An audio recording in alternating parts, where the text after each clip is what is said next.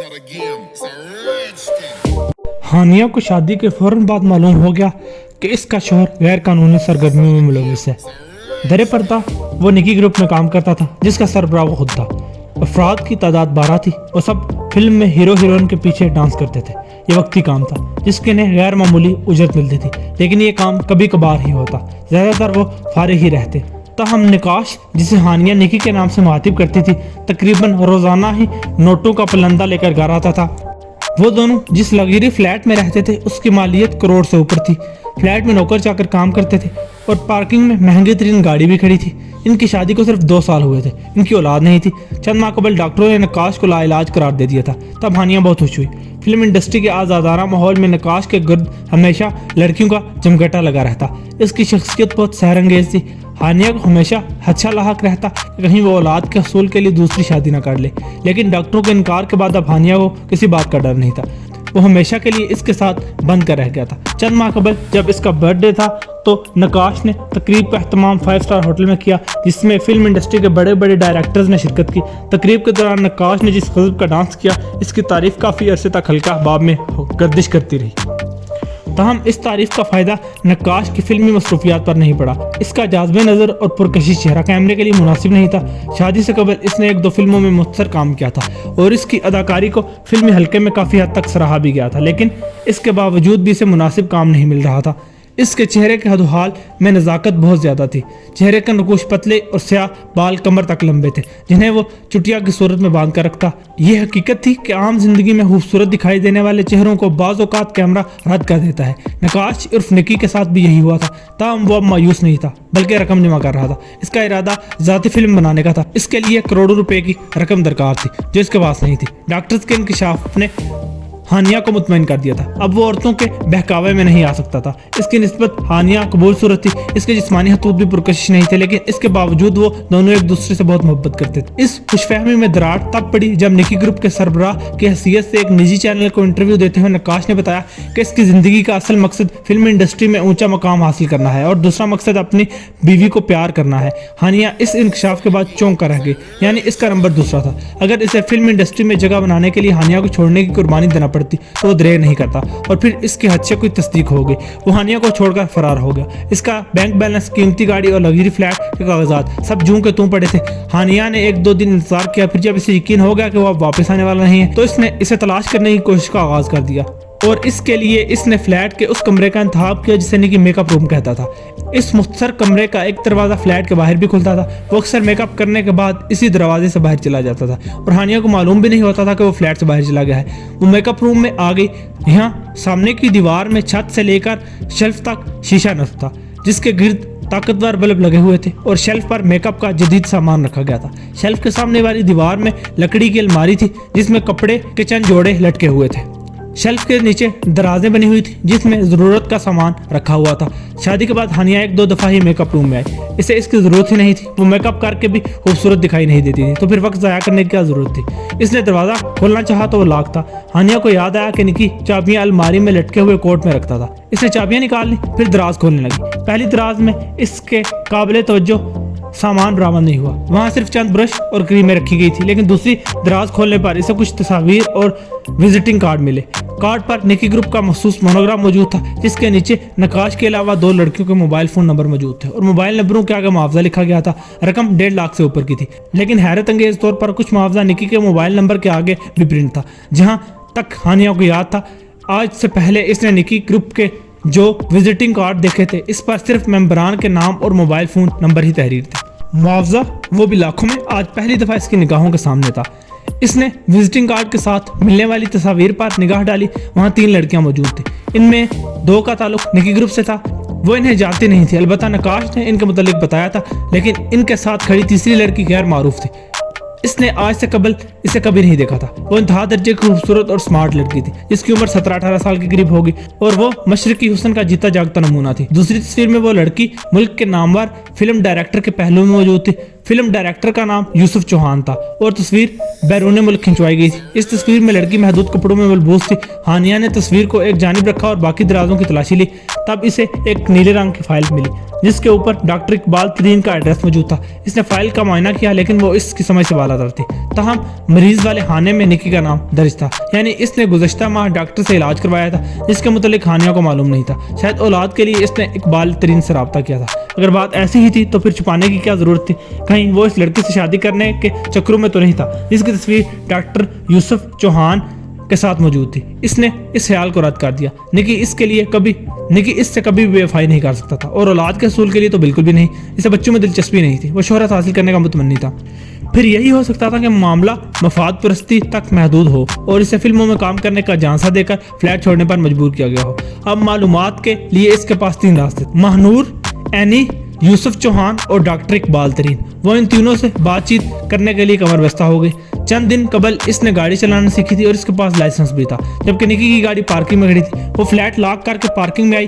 Doctor Iqbal तरीन का clinic इसके फ्लैट के करीब था। इसे रास्तों के मतलब कुछ ज्यादा मालूम ना था। ताहम वो लोगों से पूछते हुए क्लिनिक तक आ गई। वो क्लिनिक के अंदर गई। मालूमाती काउंटर से इसे मालूम हुआ कि डॉक्टर इकबाल तरीन का ताल्लुक प्लास्टिक सर्जरी के शोबे से था। चंद दिन पहले निकी ने बताया था कि वो अपने चेहरे के हदोहाल में रद्दोबदल करवाना चाहता है क्योंकि इसे यूसुफ चौहान की आने वाली फिल्म में अच्छे रोल की ऑफर हुई है। हानिया ने इसकी बात को संजीदगी से नहीं लिया। वो अक्सर बेशतर झूठ बोलता रहता था। गुज़श्ता रात भी इसने हानिया को बताया कि इसे टीवी ड्रामे के लिए हीरो की ऑफर हुई थी।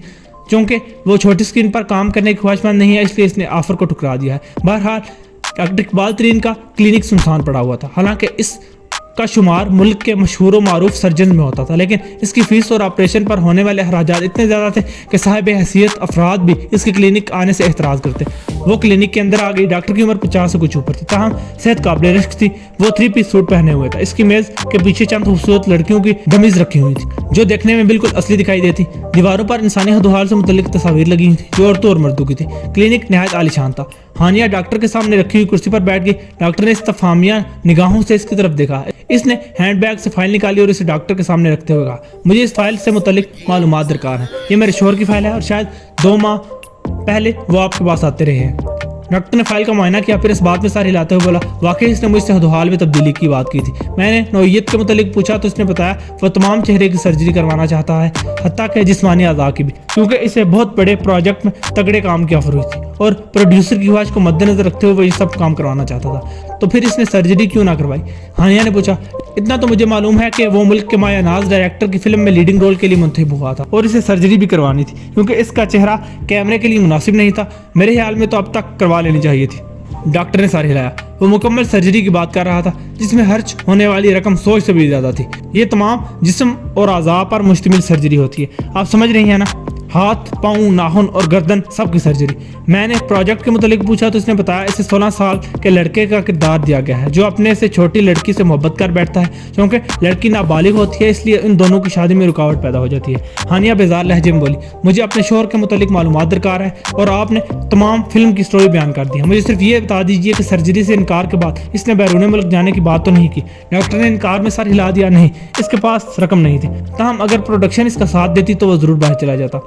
हानिया खड़े होते हुए बोली, अगर इसने आपसे रब्ता किया तो मेहरबानी करके मुझे इस नंबर पर मुतले कर दीजिएगा। इसने अपना मोबाइल नंबर डॉक्टर को दिया। डॉक्टर ने मामले के मुतालिक दरियाफ्त किया तो हानिया ने बताया, मेरा शोहर 1 हफ्ते से लापता है। मैंने इसे हर जगह तलाश कर लिया लेकिन वो मुझे नहीं मिला। मेरा ख्याल है कि इसने प्लास्टिक सर्जरी से चेहरा तब्दील कर लिया है, मुझसे जान छुड़ाने के लिए नहीं बल्कि फिल्मों में अच्छा किरदार हासिल करने के लिए। मैं इसे जल्द तलाश कर लूंगी। डॉक्टर ने इसे नेक तमन्नाओं की दुआ दी और वो अस्पताल से बाहर आ गई। अब इसके लिए यूसुफ चौहान से मिलना जरूरी हो गया था। नकाश सब कुछ इसके कहने पर ही कर रहा था। गाड़ी में बैठने के बाद हानिया ने अपना रुख गुलबर्ग की जानिब कर दिया और सोचने लगी, ना जाने निकी अपना मोबाइल फोन क्यों फ्लैट में छोड़ गया था। अगर साथ ले जाता तो इतना मसला ही ना पैदा होता। गुमशुदगी से कबल वो इसे दिन में 2 दफा फोन करता था। अब इसने 1 हफ्ते से फोन नहीं किया था। हानिया को इसकी फिक्र खाई जा रही थी। वो परहेजी खाना खाता था और दोपहर के खाने में फलों का ज्यादा इस्तेमाल किया करता था। ना जाने अब क्या कर रहा होगा। बाहर का खाना इसकी सेहत पर बुरा असर डालता था, इसलिए सुबह का नाश्ता और रात का खाना वो घर पर ही खाता था। इन सोचों के दौरान वो गुलबर्ग आ गई। वहाँ सोसाइटी के दरमियान यूसुफ चौहान का बंगला था। इसका नंबर निकी के मोबाइल में मौजूद था। हानिया ने नंबर डायल किया, बेल जाने लगी। कुछ देर बाद से डायरेक्टर की भारी आवाज सुनाई दी। क्यों फोन किया है तुमने? मैं खुद बात करने वाला था। हानिया गुस्सीले लहजे में बोली, मैं बंगले के बाहर गाड़ी में खड़ी हूँ, मुझे नकाश के मुतालिक मालूम करना है। गेट पर खड़े हुए गार्ड को मेरे मुतालिक बता दीजिए। दूसरी जानिब खामोशी तारी होगी। फिर कुछ देर बाद आवाज आई, मैं इस वक्त मुल्क से बाहर आ गया हूँ, तुम 2 दिन के बाद आना। हानिया सर्द लहजे में बोली तो ठीक है, फिर मैं पुलिस स्टेशन जाकर रिपोर्ट लिखवाती हूँ। निकी 1 महीना से घर नहीं आया, पुलिस खुद बहुत तफ्तीश का आगाज कर देगी। दूसरी तरफ एक बार फिर खामोशी तारी होगी। हानिया दोबारा बोली, मुझे आपका ज्यादा वक्त नहीं चाहिए, सिर्फ 5 मिनट दरकार है, मैं जल्दी वापस चली जाऊंगी। दूसरी जानिब से आवाज़ अंदर चली आओ और इस बात को ध्यान में रखना, मेरे पास वक्त महदूद है और तुम्हें जो भी पूछना है मुझसे बात करना। मोबाइल बंद हो गया। हानिया गाड़ी से नीचे उतर आई। इसने गेट पर खड़े हुए गार्ड को अपने मुतालिक बताया। इसने इनकार में सर हिलाते हुए लालमी का इजहार किया। इसी वक्त इसे इंटरकॉम पर कॉल मसूल हुई, जिसे सुनने के बाद इसने फौरन हानिया को अंदर जाने की इजाजत दे दी। गेट को इसने गाड़ी के लिए खोल दिया। एक वसी और रिज सड़क आगे की तरफ जा रही थी, जिसके दोनों जानिब दरख्त थे। रिहायशी इमारत सड़क के अख्ताम पर थी, जहाँ एक बरामदे के सामने चंद गाड़ियां खड़ी थी। हानिया ने अपनी गाड़ी इनके करीब रोक दी और उतरकर बरामदे में आ गई। वहाँ दीवार के 3 जानिब सोफों की कितारें थी, जिसमें एक पर यूसुफ चौहान ब्रांजमान था। हानिया अंदर दाखिल हुई तो उठ खड़ा हुआ, फिर सर्द लहजे में मुहातिब करते हुए बोला, मुझे नहीं मालूम तुम्हें मुझसे क्या मालूमात दरकार है। तुम्हारे शोहर से मेरा ताल्लुक सिर्फ फिल्मों की हद तक है, इसके अलावा मुझे इसके मुतालिक कुछ मालूम नहीं। हानिया तंजिया लहजे में बोली, लेकिन मुझे इसने चंद दिनों पहले बताया था कि आपकी प्रोडक्शन ने इसे हीरो मुंतखब कर लिया है। शायद इसी मकसद के लिए डॉक्टर इकबाल तरीन के क्लिनिक भी वो गया था। मैंने कुछ देर पहले डॉक्टर से मालूमात हासिल की तो इसने बताया वो प्लास्टिक सर्जरी करवाना चाहता था, क्योंकि इसे आपकी प्रोडक्शन के लिए नामजद कर दिया गया था। यूसुफ चौहान बात को दरमियान में काटते हुए बोला, मैं यहाँ तस्दीक कर दूं, इसे नामजद नहीं किया गया। अभी सब्जेक्ट पर बातचीत हो रही थी, लेकिन चंद दिन पहले मैंने सब्जेक्ट को रद्द कर दिया और मामला तकरीबन खत्म हो गया। हानिया परेशान लहजे में बोली, वो 1 हफ्ता से लापता है, मैं बहुत परेशान हूँ। वो इतना अरसा कभी बाहर नहीं रहा, शूटिंग के दौरान भी मुझसे रब्ता करता था, लेकिन अभी इसका कुछ अता पता नहीं कि वो कहाँ है। कहाँ है, तुम्हारा क्या मतलब है? किसी फिल्म की शूटिंग में मसरूफ होगा। यूसुफ उसीले लहजे में बोला, तुमने बिला वजह मेरा वक्त ज़ाया किया। अब मजीद कुछ पूछना है तो पूछ लो, वरना मुझे जरूरी काम से बाहर जाना है। मैंने तमाम प्रोडक्शन को फ़ोन करके मालूम कर लिया है, वो किसी के साथ काम नहीं कर रहा। अगर कर रहा होता तो उसके ग्रुप के बाकी अफराद फारिग ना बैठे होते। मुझे यकीन है कि इसके साथ कोई हादसा पेश आ गया, जिसकी वजह से इसे मजबूरन पसे पर्दा जाना पड़ा। यूसुफ चौहान बेजार लहजे में बोला, तो फिर इसे तलाश करो। अगर इसके लिए तुम्हें मेरी ज़रूरत पड़े तो मैं हाजिर हूँ। अब मैं माजरत हूँ कि मैं इस वक्त ज्यादा वक्त नहीं दे सकता। वो सोफे से उठ खड़ा हुआ। हानिया भी गाड़ी की तरफ बढ़ी। अब निकी ग्रुप के चंद अफराद बाकी थे जो इसकी कुछ ना कुछ मदद कर सकते थे, इसलिए इसने गाड़ी का रुख गोले मार चौक की जानिब मोड़ दिया। इन सब के एड्रेस निकी के मोबाइल फोन के अंदर मौजूद थे। वो सब मुतवस्सित तबके से ताल्लुक रखते थे, सिवाय महानूर और एनी के।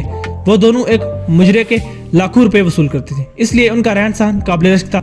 कुछ सोचकर इसने मुतवस्सित तबके के अफराद से मिलना वक्ती तौर पर तर्क कर दिया और गाड़ी का रुख तारिक गार्डन की तरफ कर दिया, महानूर और एनी की रिहाइश का। वहां हानिया को शक था कि निकी इन दोनों लड़कियों को इस्तेमाल करके दौलत कमा रहा था। यकीनन इसके लिए मुजरों की बुकिंग भी वही करता होगा, यानी दर पर्दा वो इन दोनों का दलाल था। वो फितरतन ऐसा दिखाई नहीं देता था, लेकिन विजिटिंग कार्ड पर लिखे गए मुआवजों की तफसील यही कहानी बयान कर रही थी। इसे याद आया, मुआवजा निकी के नाम के सामने भी तहरीर था, यानी वो भी मुजरों में हिस्सा लेता, या फिर यह हो सकता था कि वो बुकिंग की सूरत में जो रकम इन दोनों लड़कियों से हासिल करता, इसे मुआवजे की सूरत में कार्ड पर लिख दिया करता।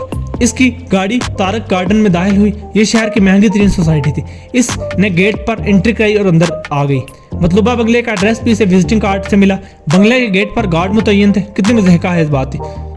मुजरा करने वाली 2 तवाइफों की हिफाजत के लिए वहां गार्ड तैनात थे। सब पैसे का खेल था। इसने निकी के मोबाइल फोन से महानूर का नंबर डायल किया। फौरन ही दूसरी जानिब से आवाज आई, हाँ जानी, क्यों फोन किया है? अभी तो कल तुमसे बात हुई है। हानिया के चेहरे के तासुरात बिगड़ गए। वो तल लहजे में बोली, मैं नकाश अहमद की बीवी हानिया बात कर रही हूँ। गेट खुलवाओ, मुझे अपने शोहर से मुतल्लिक कुछ मालूमात दरकार है।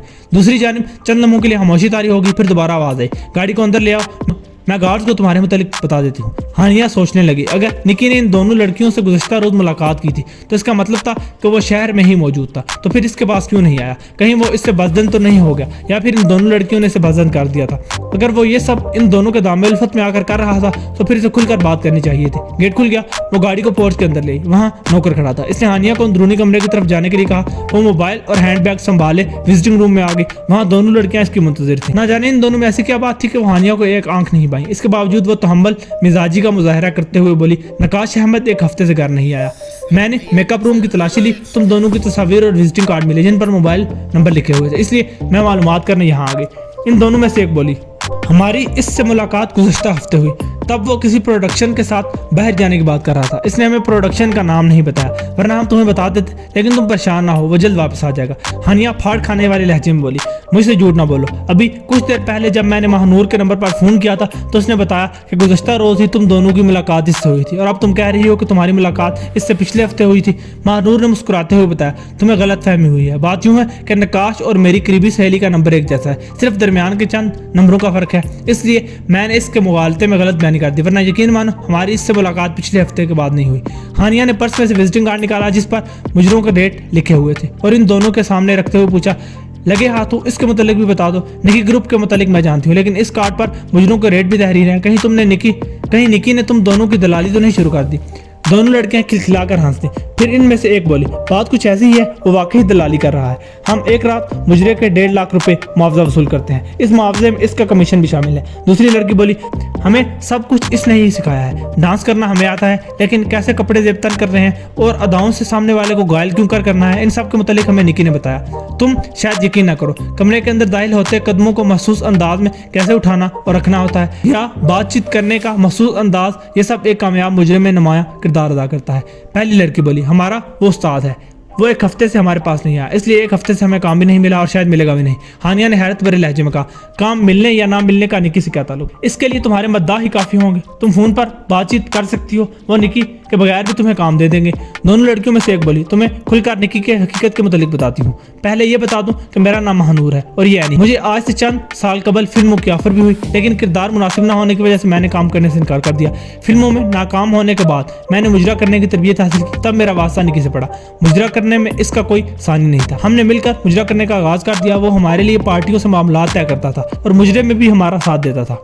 हानिया ने हैरत भरे लहजे में पूछा, तुम्हारे कहने का मतलब है कि वो मुजरा करता, यानी मर्दों का मुजरा? ये मैंने पहली दफा सुना। महानूर ने मुस्कुराते हुए बताया, मुजरा हम तीनों करते थे, लेकिन इसमें कोई मर्द नहीं होता था, ये 3 नौजवान लड़कियों पर मुश्तमिल होता था। हानिया ने इस्तफामिया नजरों से महानूर की जानिब देखा और वो हंसते हुए बोली, इसमें हैरानी की क्या बात है, वो स्मार्ट था, इसकी शख्सियत काबिल रश्क थी, फिल्म इंडस्ट्री का हर शख्स इससे मोहब्बत में गिरफ्तार था, तो फिर वो अपनी सलाहियतों को कैश क्यों ना करवाता? तुम्हें शायद याद हो, चंद साल कबल इसे फिल्म में मुस्तर रोल की ऑफर हुई थी, जिसमें इसे एक ऐसे लड़के का किरदार अदा करना था जो वक्तन फवक्तन लड़की बनकर हवसज़दा मर्दों को अपने जाल में फंसाकर इनकी दौलत पर हाथ साफ किया करता था। चूंकि फिल्म बड़े बजट की थी, इसलिए निकी के मेकअप पर खसूसी तवज्जो दी गई थी। इसके चेहरे के पतले नकूश ने गजब डाल दिया था और फिल्म कामयाब हो गई। मैंने और एनी ने वो फिल्म सिनेमा घर जाकर देखी थी। इसका रोल बहुत कम था, ताहम अदाकारी उम्दा थी। मैं तुम्हें इस कहानी के मुतालिक बता दूं, फिल्म की शुरुआत में एक लड़का इसकी मोहब्बत में गिरफ्तार होकर इसे दिल दे बैठता है और बाद में जब इसे मालूम होता है कि इसके साथ घिनौना मजाक करने वाली लड़की नहीं बल्कि लड़का है, तो वो इसे गोलियां मारकर खत्म कर देता है। मैं तुम्हें बता नहीं सकती कि मेकअप के बाद निकी कितना खूबसूरत दिखाई दे रहा था। अगर झूठ ना बोलूं तो काफी दिनों तक मैं इसके शहर में गिरफ्तार रही। शायद इसकी तस्वीर मेरे मोबाइल में मौजूद है, मैं तुम्हें दिखाती हूँ। इसने अपने करीब रखा हुआ मोबाइल उठाया और इसके अंदर तस्वीर तलाश करने लगी। जल्दी वो इसे मिल गई। इसने मोबाइल फोन हानिया के हाथों में थमा दिया। हानिया ने स्क्रीन पर निगाह डाली। वहाँ जो तस्वीर दिखाई दे रही थी वो किसी तरह भी निकी की नहीं थी। वो एक हसीनो जमील लड़की की तस्वीर थी जिसकी उम्र मुश्किल 16-17 साल के दरमियान थी। इसके चेहरे के नकुश निहायत मुतासरकुन थे। वो सरोकात थी और इसके बाल कुल्लू से नीचे तक जा रहे थे। यकीनन इसने विग इस्तेमाल की, वरना निकी के बाल कांधों तक थे। जिस्म के नशेबो फराज हैजान अंगेज थे। कोई भी इस तस्वीर को देखकर अपने होशो हवास खो सकता था। एनी ने बताया, फिल्म देखने के बाद एक लड़का इसका दीवाना हो गया। वो किसी वजीर की बिगड़ी हुई औलाद में था। इसके हाथ किसी तरह निकी का मोबाइल लग गया। इसने कुछ अरसे से तंग किया, फिर मुलाकात के लिए स्टूडियो आ गया। मजबूरन निकी को इसके सामने आना पड़ा। लड़का इसे मर्दाना सूरत में देखकर कुछ हैरान हुआ। फिल्म के डायरेक्टर ने बताया कि निकी ना सिर्फ एक सेहतमंद मर्द है बल्कि इसकी शादी भी हो चुकी है। इसकी बीवी इससे बहुत मोहब्बत करती है। लड़के ने डायरेक्टर की बात का असर नहीं लिया। फिल्म में दिखाई जाने वाली लड़की के मोहब्बत में पागल हुआ जा रहा था। इसने जज्बाती लहजे में निकी का हाथ पकड़ते हुए कहा, मुझे कोई फर्क नहीं पड़ता तुम लड़की हो या लड़का, मैं तुम्हें हर हालत में कबूल करने के लिए तैयार हूँ। तुम मेरे साथ मेरे बंगले पर चलो, हम एक बेहतरीन दोस्त की तरह वहाँ जिंदगी गुजारेंगे। क्योंकि इससे पीछा छुड़ाना मुश्किल होता जा रहा था, इसलिए मजबूरन निकी को कुछ अरसे के लिए बैरून मुल्क जाना पड़ा। फिर मामला दब जाने के बाद वापस आ गया। यानी खामोश हो गई और महानूर बोली। इस वाक़े के बाद निकी के दिमाग में एक छोटा आइडिया आया। इसे लड़के के किरदार में बहुत सराहा गया था। इसने इस किरदार को अपने ऊपर मुकम्मल हावी करने का फैसला कर लिया था।